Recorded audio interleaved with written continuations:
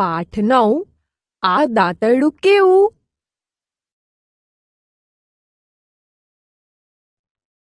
બાળ દોસ્તો, કેમ છો? તમે બધા મજામાં? તમે શાળામાં ભણવા આવો છો તો ભણવાનું કામ કરવાનું અને મારે તમને ભણાવવાનું કામ કરવાનું. આપણે કામમાં આળસ ક્યારેય ન કરવી જોઈએ. કામમાં આળસનું કેવું પરિણામ આવે એ બતાવતી એક વાર્તા જોઈએ. વાર્તાનું નામ છે આળસુ કાગડો. વાર્તા. એક હતો કાગડો. તેનો સ્વભાવ આળસુ. બીજી એક કાબર. બહુ કામગરી. આખો દિવસ કામ કર્યા કરે. બંનેએ સહિયારી ખેતી કરી. કાબર કહે, ચાલો કાગડાભાઈ, ખેડવા જઈએ. કાગડો કહે, ઠાગાઠ અહીંયા કરું છું, ચંચુડી ઘડાવું છું. જાઓ કાબરબેન, કાલે સવારે આવું છું. કાબર કહે, ચાલો કાગડાભાઈ, વાવવા જઈએ. કાગડો કહે, ઠાગાઠ અહીંયા કરું છું, ચંચુડી ઘડાવું છું. જાઓ કાબરબેન, કાલે સવારે આવું છું. કાબર કહે, ચાલો કાગડાભાઈ, નીંદવા જઈએ. કાગડો કહે, ઠાગાઠ અહીંયા કરું છું, ચંચુડી ઘડાવું છું. જાઓ કાબરબેન, કાલે સવારે આવું છું. કાબર કહે, ચાલો કાગડાભાઈ, લણવા જઈએ. કાગડો કહે, ઠાગાઠ અહીંયા કરું છું, ચંચુડી ઘડાવું છું. જાઓ કાબરબેન, કાલે સવારે આવું છું. કાબર કહે, ચાલો કાગડાભાઈ, ઉણપવા જઈએ. કાગડો કહે, ઠાગાઠ અહીંયા કરું છું, ચંચુડી ઘડાવું છું. જાઓ કાબરબેન, કાલે સવારે આવું છું. છેવટે ભાગ વહેંચવાનો વખત આવ્યો. દાણાનો ઢગલો નાનો અને ભૂસાનો ઢગલો મોટો હતો. કાગડાભાઈ તો વહેલા વહેલા આવ્યા. કાબર કહે, લ્યો કાગડાભાઈ, તમારો ભાગ. કાગડો કહે, આ મોટો ભાગ મારો. એમ કરી મોટા ઢગલા ઉપર બેસી ગયો. કાગડાભાઈ ભૂસામાં ખૂપી ગયા. જોયું ને મિત્રો, આળસનું પરિણામ કેવું આવ્યું? સાથે મળીને કામ કરીએ તો ગમે તેવા અઘરા કામ પણ આસાનીથી થઈ શકે. તમે પેલા જાળમાં ફસાયેલા કબૂતરના ટોળાની વાર્તા જરૂર સાંભળી હશે. સંપ ત્યાં જંપ એ વાર્તાનું નામ. જવાબ આપો. નીંદવું, લણવું, વાવવું, ઉપણવું અને ખેડવું. કાબરે કરેલા આ કાર્યોને આપણે યોગ્ય ક્રમ આપવાનો છે. કાબરના કાર્યોનો યોગ્ય ક્રમ: ખેડવું, વાવવું, નીંદવું, લણવું અને ઉપણવું. તમને કોણ ગમ્યું, કાગડો કે કાબર? કેમ? ખેતી કરે તેને શું કહેવાય? ખેડૂત કયા કયા કામ કરે છે? તમે ખેતર જોયું છે? ખેતરમાં શું શું હોય છે? ગીત. બાળમિત્રો, તમને વરસાદ ગમે? હા, સૌને વરસાદ ગમે છે. નાહવાની મજા આવી જાય, હે ને? ચાલો, વરસાદનું એક મજા આવી જાય એવું ગીત જોઈએ અને સાથે સાથે ગાતા પણ જઈએ.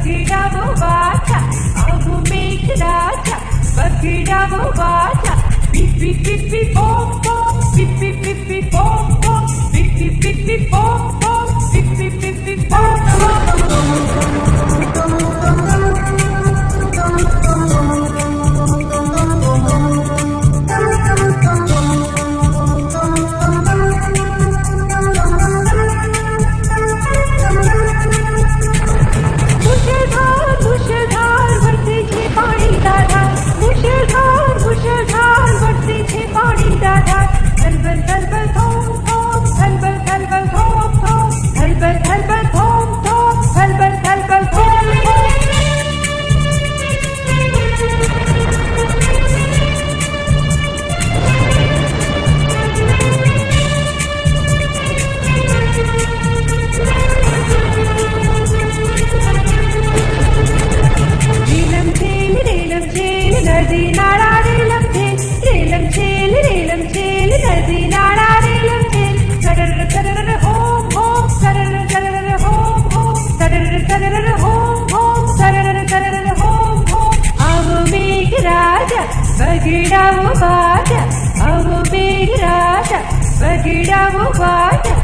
beep beep beep boop boop. Beep beep beep beep boop boop. Beep beep beep beep boop boop. Beep beep beep beep boop boop.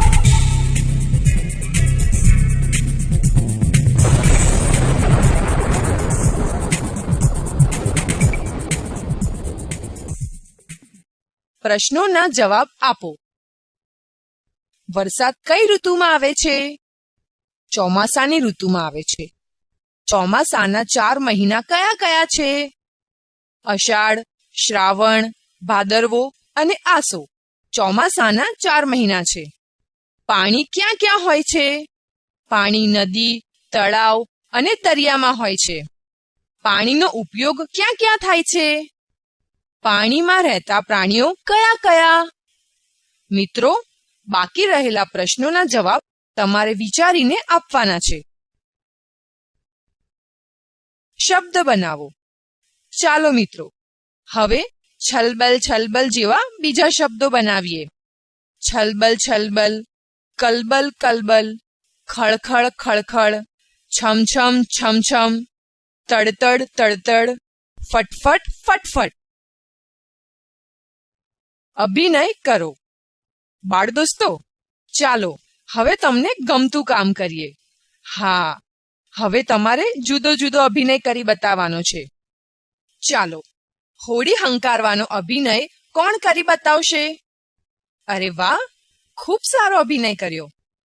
મિત્રો, જુઓ, આ છોકરી શાનો અભિનય કરે છે? હા, છત્રી પકડી ચાલવાનો અભિનય કરે છે. આ છોકરો શાનો અભિનય કરે છે? હા, આ ભાઈ તો પાણીમાં છબછબિયા કરે છે. તમે પણ સરસ અભિનય કર્યો. મિત્રો, આ સિવાય પ્રાર્થના કરવી, દોરડા કૂદવા, 4 પગે ચાલવું, અદબ વાળવી અને ક્રિકેટમાં બેટ્સમેન, બોલર, ફિલ્ડર અને અમ્પાયરમાંથી તમને જે કોઈ અભિનય કરતા આવડે તે તૈયારી કરી આવતીકાલે કરજો. ગીત મજાનું. ચાલો મિત્રો, હવે આપણે સાથે મળી એક ગીત ગાવાનું છે. બધા તૈયાર? પણ એક ધ્યાન રાખવાનું છે. ગીતની એક લીટી હું ગાઈશ જે પ્રશ્ન હશે. હું ગાઉં કે આ દાંતરડું કેવું, ત્યારે તમારે ગાવાનું ઘાસ કાપે એવું. આ દાતરડું કેવું, ઘાસ કાપે એવું. આ ઘાસ કેવું, ગાય ખાય એવું. આ ગાય કેવી, દૂધ આપે એવી. આ દૂધ કેવું, દહીં થાય એવું. આ દહીં કેવું, માખણ થાય એવું. આ માખણ કેવું, ઘી થાય એવું. આ ઘી કેવું, લાડુ થાય એવું. આ લાડુ કેવા, વિદ્યાર્થીઓ ખાય એવા. અંદાજ લગાવો. દોસ્તો, હવે હું તમને જે પ્રશ્ન પૂછું એના જવાબ તમારે થોડું વિચારી અને અંદાજ લગાવી આપવાના છે. 1.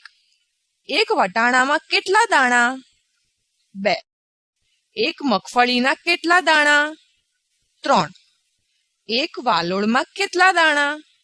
4. એક પાકા કારેલામાં કેટલા બી? મારું ચિત્ર. વિદ્યાર્થી મિત્રો, હવે તમને મનગમતા પ્રાણી, પક્ષી, જીવજંતુનું ચિત્ર દોરવાનું છે. પછી તેમાં રંગ પૂરવાના છે. ચિત્ર તૈયાર થાય પછી વર્ગમાં એકબીજાને બતાવવાનું છે. તમારા ચિત્રને બીજાના ચિત્ર સાથે સરખાવી તેના વિશે આ મુજબ પ્રવૃત્તિ કરવાની છે. જુઓ, અહીં એક વિદ્યાર્થીએ સસલાનું ચિત્ર બનાવ્યું છે. હવે આ સસલા વિશે આ પ્રશ્નો પૂછવાના છે અને જવાબ મેળવવાના છે. આ ચિત્ર છે તે કોનો ખોરાક છે? આ ચિત્રના પ્રાણી સાથે અન્ય કોણ કોણ રહી શકે છે?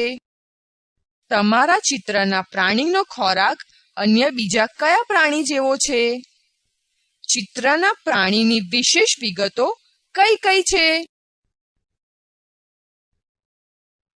વાંચો અને સમજો. મિત્રો, હવે અહીં આપેલા વાક્યો વાંચવાના છે અને સમજવાનું છે. જુઓ, પહેલા એક પ્રશ્ન આપ્યો છે, એક ઝાડ પર કેટલા પાન? એના જવાબમાં બીજો પ્રશ્ન પૂછ્યો છે, જેટલા માથાના વાળ? પછી બીજો પ્રશ્ન પૂછ્યો છે, જેટલા માથાના વાળ એટલા ગધેડાની પૂંછડીના વાળ? એટલે કે જેટલા માથાના વાળ છે એટલા ગધેડાની પૂંછડીના વાળ છે. પછી કહ્યું છે ગધેડાની પૂંછડીના વાળ. હવે શું લખીશું? એમાં હું તો એમ લખું કે એક ઝાડ પર જેટલા પાન. તમે વિચારીને બીજું પણ લખી શકો. હવે એક રમત છે, એ રમીએ. રમતનું નામ છે કેટલું? ઊંટ કેટલું ઊંચું? હાથી જેટલું? વીજળીના થાંભલા જેટલું? કે ખાલી જગ્યા જેટલું? પહેલા ઊંટ હાથી જેટલું ઊંચું, પછી વીજળીના થાંભલા જેટલું ઊંચું. હવે ખાલી જગ્યા આપી છે એટલે હવે ઊંટને વીજળીના થાંભલા કરતા પણ ઊંચું કહેવું પડે. ખાલી જગ્યામાં લખીએ પહાડ, પહાડ જેટલું. હાથી કેટલો મોટો? તમારા ઘરના પટારા જેટલો? ઊંટ જેટલો? પહાડ જેવડો? ખાલી જગ્યા જેવડો? કીડી કેટલી નાની? ખાંડના દાણા જેવડી? ખાતરના દાણા જેવડી? ઇલાયચીના દાણા જેવડી? ખાલી જગ્યા જેવડી? દોસ્તો, આ બંને રમતની ખાલી જગ્યા જોડીમાં બેસીને પૂરો. અનુલેખન. દોસ્તો, આપેલા વાક્યો સ્વચ્છ અને સુંદર અક્ષરોમાં લખવાના છે. 1. સૌરભ ગાયો ચરાવે છે. 2. મૌલિક ફળ વેચે છે. 3. મને ચોક આપો. 4. શૈલેષ પપૈયું ખાય છે. 5. વૈશાખ એક મહિનો છે. શ્રુતલેખન. બાળકો, હું જે શબ્દો બોલું એ તમારે ધ્યાનથી સાંભળી અને લખવાના છે. ચાલો, સૌ તૈયાર ને?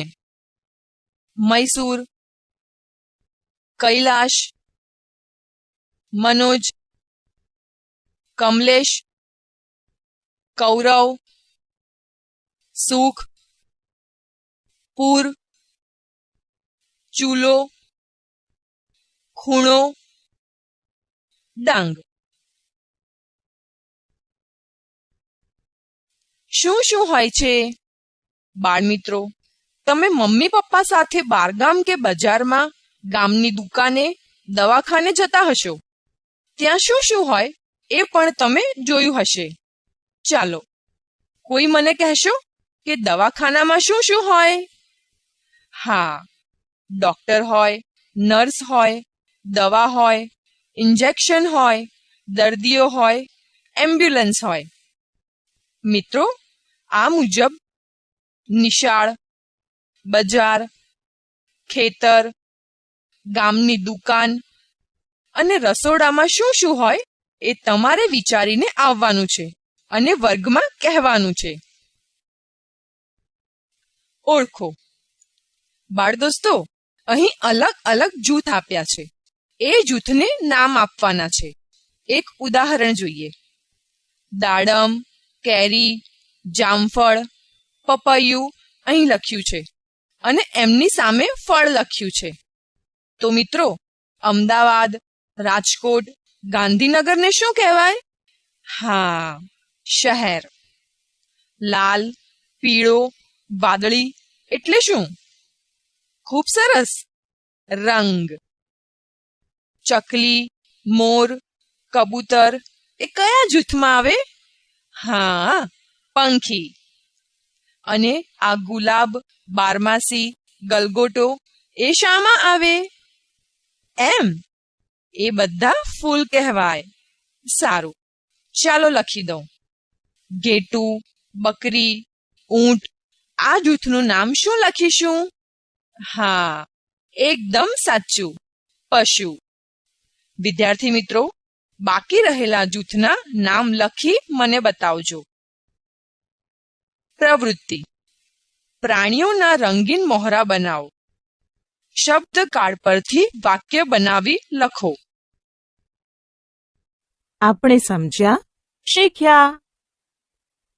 ઠાગા ઠૈયા કરું છું વાર્તા દ્વારા મહેનતના મહત્વ વિશે. શીખેલા મૂળાક્ષરોથી બનતા શબ્દો અને વાક્યોનું વાંચન અને લેખન. વિવિધ પશુપંખી અને જંતુઓના રહેઠાણ વિશે.